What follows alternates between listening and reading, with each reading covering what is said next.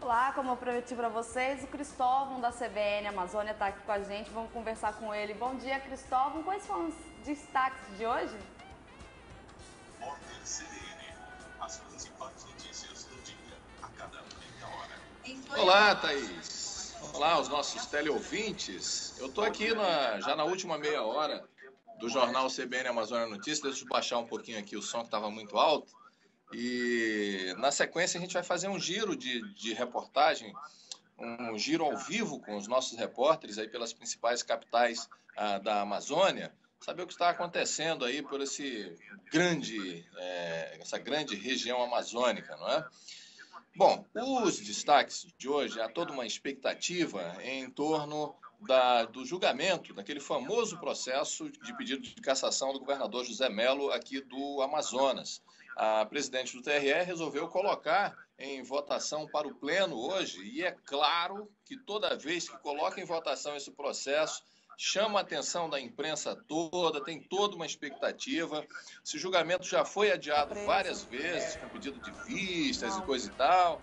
E hoje vamos ver o que vai acontecer nesse capítulo, hein?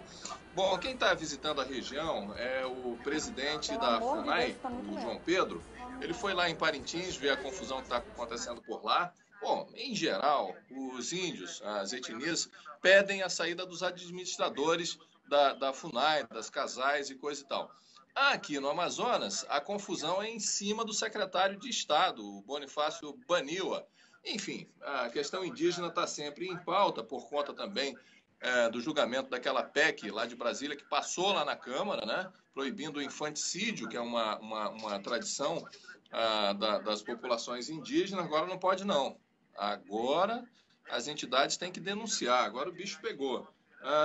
Vamos saber também sobre aquela medida polêmica dos desembargadores aqui do Amazonas que resolveram derrubar aquela ADIM e vão aumentar o número de desembargadores. Vai passar de 19 para 26, mais 7 vagas, mais quase 7 milhões aí no orçamento público. Tem também a crise hídrica, uma matéria excelente, mostrando como se virar nessa época de pouca água e muito calor. Como, por exemplo, um posto de lavagem que reutiliza mais de 20 vezes a água. E as plantinhas de Manaus que estão sofrendo aí com essa grande estiagem. Vamos mostrar o que está sendo feito para salvá-las. Eu vou parar por aqui, senão você não continua o programa por aí, viu, Thaís? Bom programa para você e obrigado. Tá certo, Cristóvão, muito obrigada. Bem, agora a gente continua com a entrevista, mas vamos falar sobre apendicite, que nada mais é do que a inflamação do apêndice. É uma pequena bolsa presa no início do intestino grosso e apesar de não ter utilidade significativa para o organismo, é capaz de causar dores abdominais fortíssimas quando está inflamada. Para falar mais sobre esse assunto, vamos conversar com a especialista Ana Ruth Araújo, que está aqui nos nossos estúdios. Então, Ana, já para conversar, queria saber se o apêndice realmente tem uma função importante no nosso organismo. Para a gente falar sobre funções, é interessante começarmos a abordar como é que funciona o nosso processo digestório. Ele começa na boca, termina no ânus. Então, você vai passar pelo esôfago, estômago, intestino delgado. No intestino delgado, vai ocorrer a absorção dos nutrientes importantes para o seu corpo funcionar bem. E, a partir daí, depois da absorção dos alimentos, o que tem que ser eliminado do nosso corpo passa para o intestino grosso. O intestino grosso, então, ele tem a função de formação do bolo fecal, a reabsorção de água. E o apêndice, ele faz parte do intestino grosso, mas ele é apenas um anexo. Ele funciona, como o nome já diz, um apêndice desse tubo digestório. A gente já viu várias pessoas que vêm com aquela cicatriz, do lado direito. O apêndice fica do lado direito do corpo, mas às vezes pode trazer dores também assim do lado esquerdo? Existe o que a gente chama de dor irradiada, tá? Mas em geral, num processo de apendicite, a dor pode começar até numa dor epigástrica, que seria que as pessoas chamam da boca do estômago, e depois evoluir para uma dor periumbilical, em torno do umbigo, e depois se localizar, aí sim, bem na localização do apêndice, que é no quadrante inferior direito do abdômen. E aí você tem mecanismos no exame clínico, na hora que você faz o exame físico do paciente, perceber uma irritação, uma dor. Quando você solta o abdômen, você tem uma dor de defesa abdominal. Então é um quadro realmente de uma dor muito intensa. E quais são os sintomas? Como uma pessoa começar a perceber, como é que a pessoa pode começar a perceber que pode estar com o apêndice inflamado? Então, a dor é um sintoma principal e isso pode evoluir para um quadro que a gente chama em medicina de abdômen agudo. E geralmente é um abdômen agudo cirúrgico, quando se trata de uma apendicite. Então a pessoa vai apresentar dor. Essa dor, essa inflamação localizada, ela vai provocar o que a gente chama de uma parada do intestino, tá? Então vai haver uma semioclusão que pode evoluir para uma oclusão intestinal. Isso aí pode provocar vômitos, tá? Parada da eliminação de gases e fezes e uma dor muito específica no abdômen, no quadrante inferior direito, com irritação que a gente chama de irritação peritoneal, que é isso, se não tratado adequadamente, não diagnosticado em tempo, pode evoluir inclusive para um quadro que é o abdômen tábua, que é aquele abdômen que você mal pode encostar o dedo, que o paciente já reclama, já reage assim instintivamente, ele reage como defesa mesmo, que a gente chama de defesa. Então tem sinais muito específicos para essa dor, para esse diagnóstico e no hospital alguns exames complementares são importantes a gente fazer. Basicamente de entrada nós vamos coletar uma boa história clínica. Às vezes esse quadro de apendicite começou com uma diarreia e uma dor, como eu falei, no epigastro, que é aqui a região da boca do estômago, né? E evoluiu, às vezes evoluiu 1, 2 dias e demora a se instalar o quadro da inflamação mesmo no apêndice. E aí, quando evolui, o paciente em geral dá entrada no pronto-socorro com esse quadro de dor, febre, já com muita dor, febre, semioclusão intestinal. E aí você faz um hemograma, o básico, assim, o hemograma já vai aparecer uma alteração de leucócitos, que a gente chama de leucocitose, bem característica da apendicite. E depois fazer um raio-x de abdômen. Um raio-x do abdômen com o paciente em pé, ele vai mostrar, no caso de oclusão, níveis aéreos que podem sugerir já que é um quadro de um abdômen agudo cirúrgico.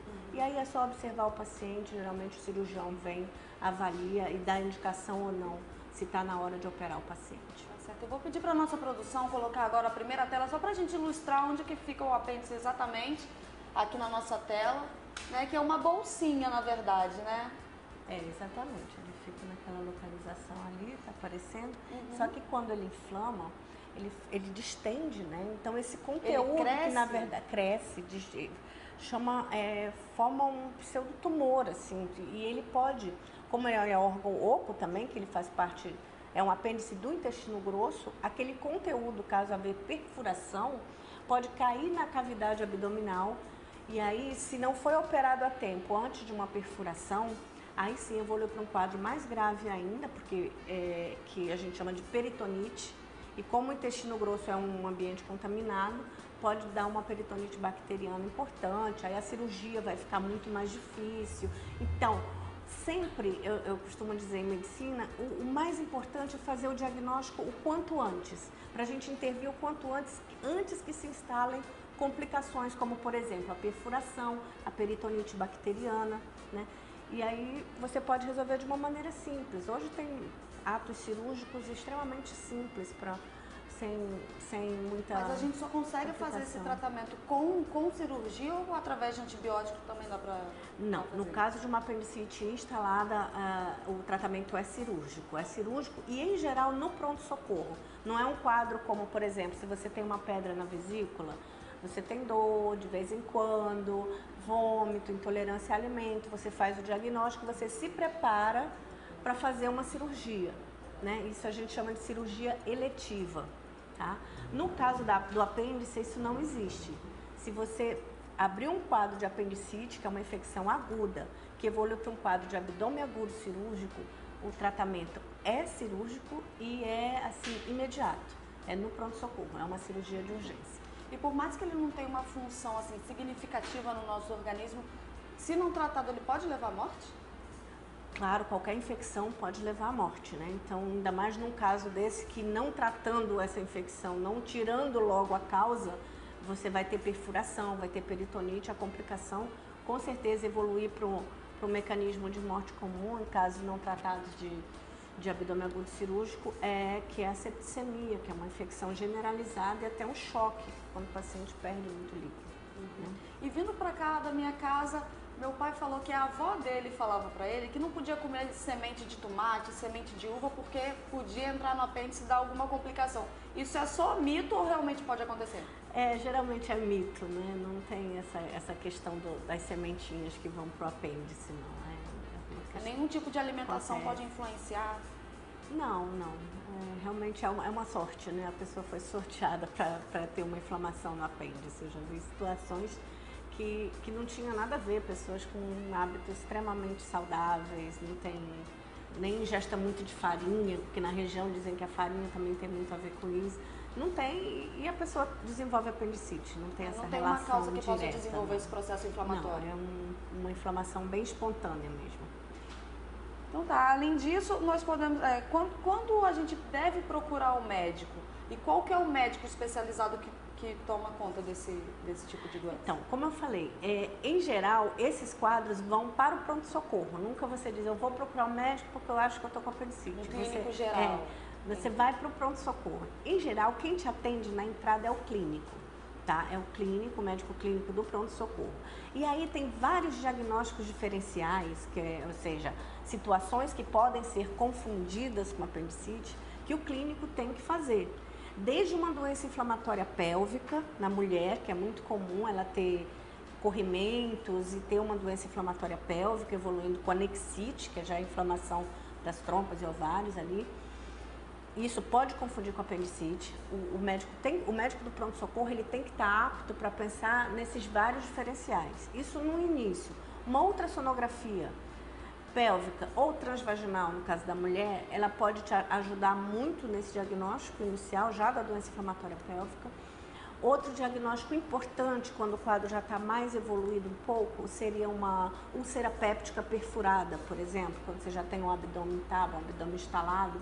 Então, são quadros de abdômen agudo cirúrgico, como eu falei, que tem uma defesa, uma dor importante, e febre alta, leucocitose, que é essa alteração no hemograma, oclusão ou semi-oclusão intestinal, né, que é a parada de eliminação de gases e fezes, que podem ser confundidos. Outra situação comum que a gente pode confundir seriam as colangites, né, que são as inflamações das vias biliares, né, que é mais a pancreatite, é um outro caso que inflamação do pâncreas, uma inflamação aguda. Que pode influenciar. Não que pode influenciar, que pode ser confundido na hora do diagnóstico. Então, o paciente chegou no pronto-socorro, o médico ele tem que estar qualificado para pensar em todas as situações, saber fazer um bom exame físico, deitar o seu paciente na maca, examinar o abdômen com a mão, que às vezes só um simples tocar no abdômen do paciente, você já percebe que ali existe uma inflamação acontecendo, né, pela defesa do paciente, pela localização da dor. E aí pedir os exames mais indicados, por exemplo, se ele está suspeitando que seja uma causa mais relacionada ao pâncreas, existem enzimas pancreáticas que a gente pede, como a amilase, lipase, para ver como é que está esse pâncreas. Se ele está mais desconfiado das vias biliares, da vesícula, existem enzimas também que a gente pede mais relacionado a isso, ou exames de imagem. A ultrassonografia é um exame maravilhoso para a gente observar todas essas situações, desde a anexite, que é lá no caso da mulher na doença inflamatória pélvica, até essas doenças mais altas da colecistite, na pedra na vesícula, a pancreatite, e presença de líquido na cavidade abdominal. Também o ultrassom pode ajudar muito. Quando ocorre líquido na cavidade abdominal é porque houve algum extravasamento de dentro desse tubo, né? Que aí o apêndice vai ser a via que esse conteúdo derramou para a cavidade, né? Ou uma perfuração mais alta, por exemplo, uma úlcera péptica que perfurou do estômago e caiu na cavidade abdominal também. Isso tudo é muito grave, né? Muito grave, tem que ser muito rápido. A partir do momento que que o clínico fez esse diagnóstico, ele vai pedir imediatamente a avaliação do cirurgião. Esqueci de falar, o raio-x de abdômen em pé também é importante, para ver a semi-oclusão ou oclusão intestinal. Aí ele vai chamar o cirurgião, em geral, no pronto-socorro, a gente já chama o cirurgião quando já está com o exame de sangue pronto, o raio-x e, se for o caso, a ultrassonografia. E aí o cirurgião vai dar o parecer dele se é uma indicação cirúrgica do momento, se ele vai deixar em observação por mais um dia ou dois, porque tem casos que também não é a hora de operar, isso só o cirurgião pode afirmar, ou se não é, né? Se realmente pode ser uma outra condição. Esperar agravar o caso para poder operar? Não, é porque às vezes não se tem bem a certeza de que seja mesmo apendicite. Se você abre com muita rapidez, com muita intempestividade, você pode fazer o que a gente chama de laparotomia branca, ou seja, abrir um abdômen, fazer uma cirurgia e chegar lá não ter nada. Então isso é ruim para o paciente, né? Ninguém quer que isso aconteça. Então por isso tem que ter muita cautela e às vezes é necessário observar, porque como eu falei, o quadro às vezes demora um pouco a se instalar de fato, né? Então a gente espera um pouquinho. Claro que não espera supurar, como a gente chama, que é quando inflama muito, cria muito pus e pode romper. Mas espera-se ter certeza absoluta para uma intervenção cirúrgica. Doutora, a gente agora vai ter participação do telespectador que vai fazer uma pergunta. Não, é daqui a pouco? Tá certo, então. Então posso continuar? Posso continuar. Criança também tem apendicite ou tem uma faixa etária? Como é que é isso? Não, a criança também pode apresentar apendicite. Na verdade, eu trabalho mais com a população adulta, eu não acompanho muito crianças. Mas elas podem apresentar apendicite, sim. Não sei te dizer exatamente qual faixa etária é mais comum nelas, né? Mas no adulto é muito comum, muito frequente. Tá certo, doutora. Nós vamos para um breve intervalo. Daqui a pouco a gente continua com a doutora Ana Ruth aqui no estúdio. Até mais.